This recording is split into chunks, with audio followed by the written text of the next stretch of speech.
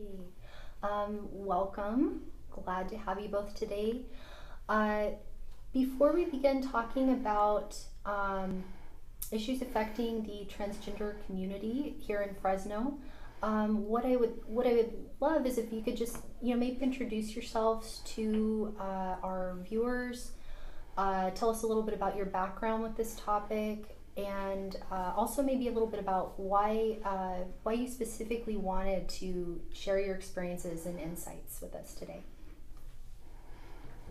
My name is Amanda Watson. I'm a 50-year-old woman of transgender experience. I feel like this topic is really important because when I came out 20 years ago, when I officially understood what I was, there was no role models or guidance, and so I think a presence is important, and it's also important to preserve our history.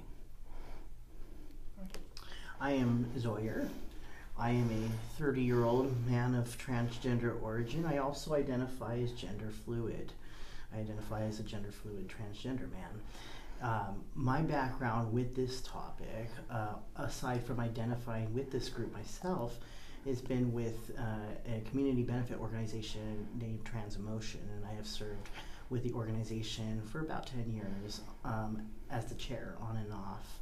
I would like to discuss this topic because I feel it's important to understand transgender issues in the context of a larger movement and understand that we do have a history, we have a culture, and we have a movement here today, and that movement will have a future. And so maybe in the future I will be sitting with someone much younger and discussing these things around transgender issues. Right.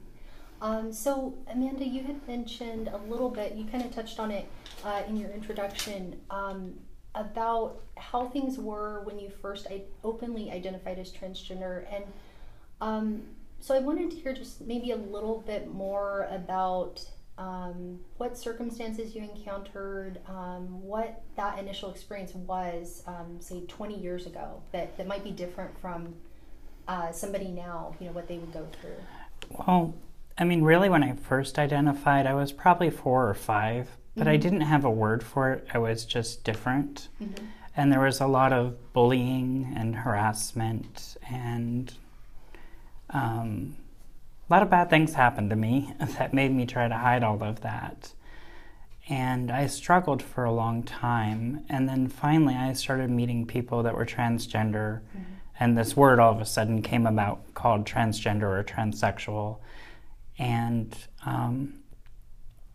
I got a lot of flack actually from the lesbian and gay community because they just felt like, well, you're just a drag queen, or you're just a really flamboyant gay man. You just need to embrace yourself. And it was really hard struggling against that and trying to deal with the potential loss of family.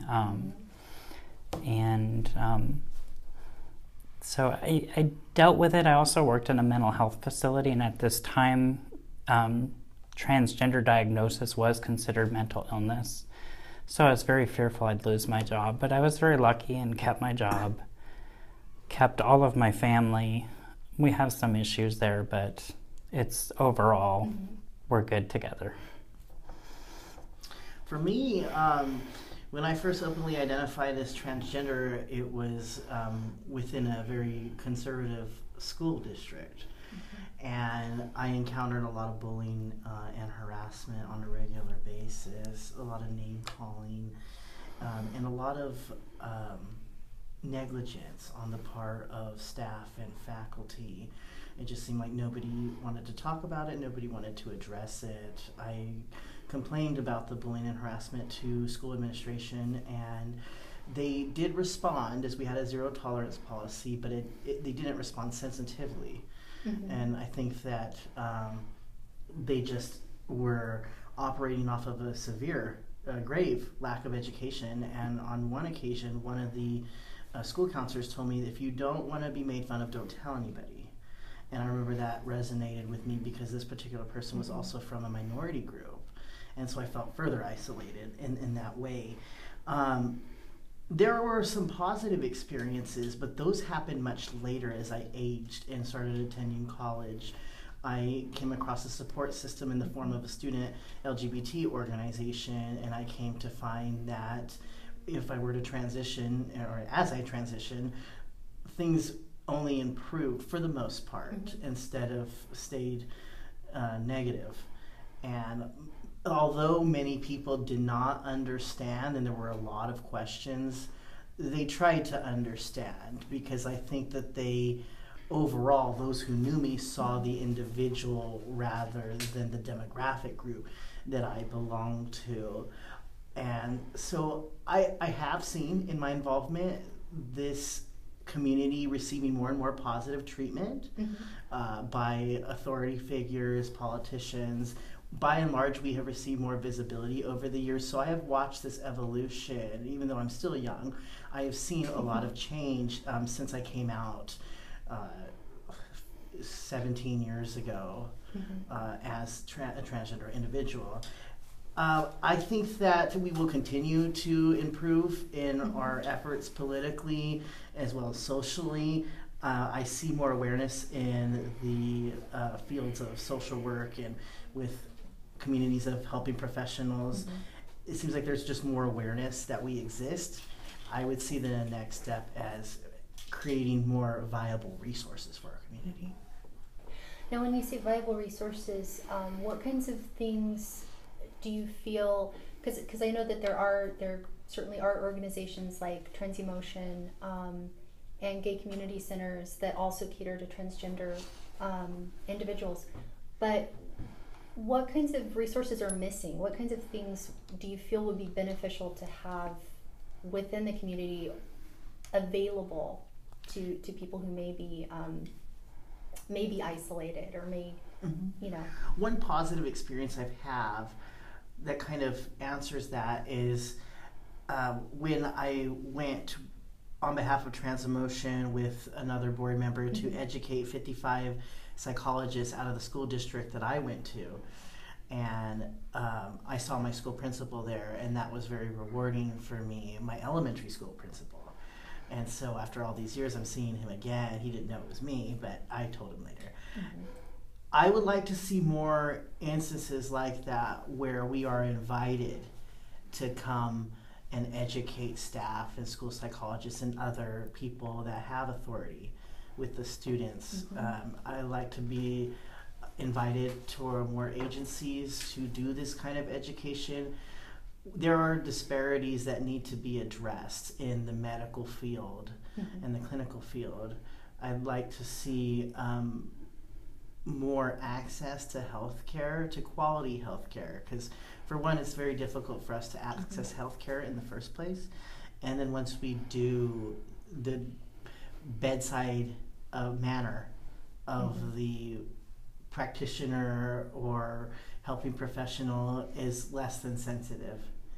And so those are areas, just some areas that I'd like to see fixed. I'd like to see less resistance from insurance companies to cover basic medical needs. Do you have anything to add there? And piggybacking off of what Zoyer is talking about, access to medical care, I think, at least in the Central Valley, is one of the hugest problems that the transgender community faces, especially like in the youth. There's a need to be very specialized and go through processes, and so someone who's not 18 or above has to go to LA or San Francisco for this care. And, you know, while we can't disclose individual names, we know of transgender children that are here that are having, their families are having to go this great distance. Additionally, getting on hormones is challenging here. Within the hospitals themselves, there becomes a struggle of what do we call you, what do we treat you, and there just needs to be much more education from within the walls of the medical community, I think. Does this seem to be an issue, kind of, I guess, like the lack of access, does that seem to be more endemic to the Central Valley, or is that kind of more of a widespread, I mean, I realize that it to some extent would be widespread, but does it seem to be even worse access here? I think in rural areas is the best way to say it. So in rural areas of California and the rest of the country, it's much more difficult to access care. And while Fresno is growing as a very large city lately, we're still very small. And no offense to the area, but we still tend to be small-minded. And we haven't grown as a community. We're becoming like a metropolitan environment, but we haven't grown to a metropolitan attitude. I think some of it is it's hard for the Valley to get quality physicians. Who wants to live in Fresno? It's hot here, I can go to LA or San Francisco and get paid twice as much, or New York or Chicago or those big cities. So. So based on your experiences, do you feel, or based on the changes that you've seen in society with regard to treatment of transgender people, do you feel like things are changing for the better in any, at least small ways, kind of more of the same, or do you feel that things are getting worse in some ways? For me, I think there's more awareness. But it's kind of funny because it was about a year ago, Laverne Cox graced the cover of Time magazine, and it was the transgender tipping point. But we really haven't tipped anywhere since that period. And my political views will come out right now, but with the current administration, I feel like there's a backwards movement. And there are very negative things against LGBT in general across the nation coming forward. And so I think it's a point of, we also have a lot of fighting to do right now. For me, I think the biggest shift over the years that I can see is in terms of the conversation. Conversations now centered more on transgender experiences than they did in the past. And so even though there are still disparities, there's probably a little less than in Amanda's time or when she was my age, but the disparities are still there, though they're being talked about more. And so that is where I see the biggest shift, is people willing to have these conversations, willing to advocate for us, willing to be visible to press and media as advocates for our cause. I'm seeing more individuals that are transgender like myself willing to be a visible presence in support of our community and detail their own experiences for education. All right. Well, thank you so much for coming and talking to us today. We hope to hear more from you in the future. I feel that this conversation was much too short. That's just a personal feeling, but I'm sure others would agree with me. All right. Thank you so much. Thank you. Thank you.